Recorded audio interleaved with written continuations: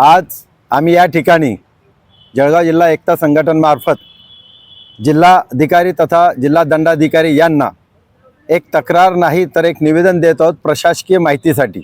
आणि त्याची प्रत आम्ही माननीय मुख्यमंत्री, अल्पसंख्याक, ह्युमन राईट्स आणि सचिवालय कक्ष या सर्वांना पोलीस अधीक्षकासह देत आहोत। आणि त्यात आमची प्रमुख मागणी आहे की अलीकडे टिपू सुलतान यांच्या नावाभोवती जाणीवपूर्वक वाद निर्माण करण्याचे प्रकार वाढलेले आहेत।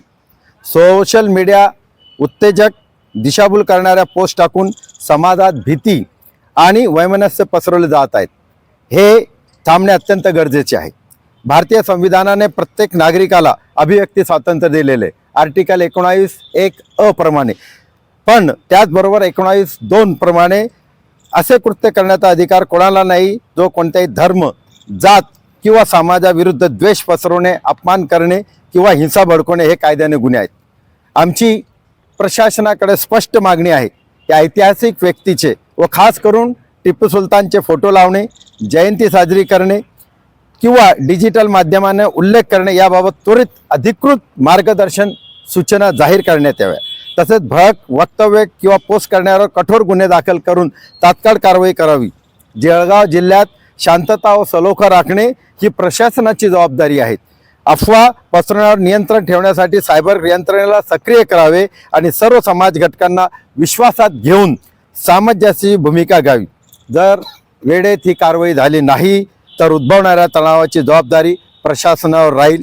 एकता संघटन, फारूक शेख, जळगाव।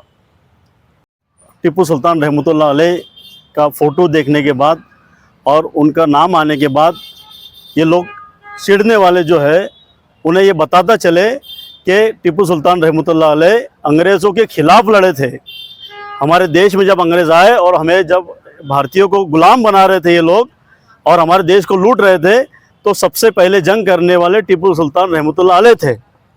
जो व्यक्ति अंग्रेज़ों के ख़िलाफ़ लड़ा है वो देशद्रोही कैसे हो सकता है? फिर उसका नाम लेने में इन्हें क्या तकलीफ होती है?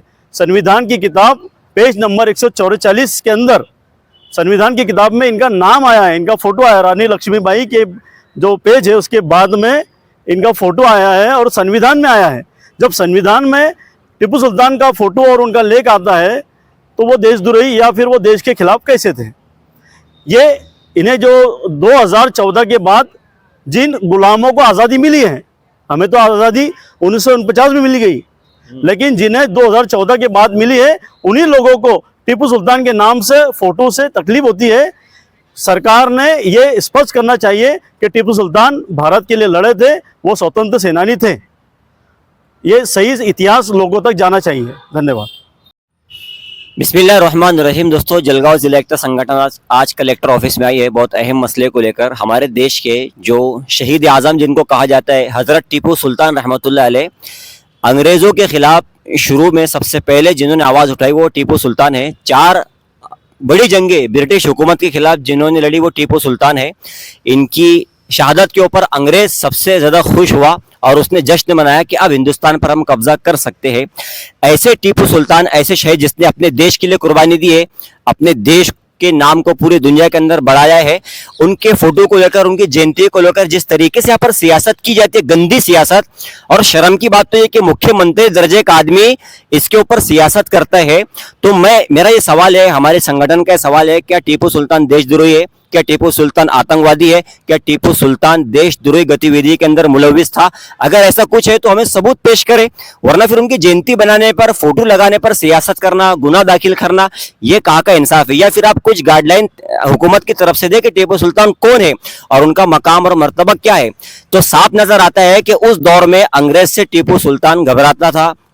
उस दौर में टिपू सुल्तान से अंग्रेज घबराते थे, डरते थे और थर-थर कांपते थे। और आज के दौर में भारत के अंदर अंग्रेज की नाजायज औलाद टिपू सुल्तान के फोटो से डरती और घबराती है।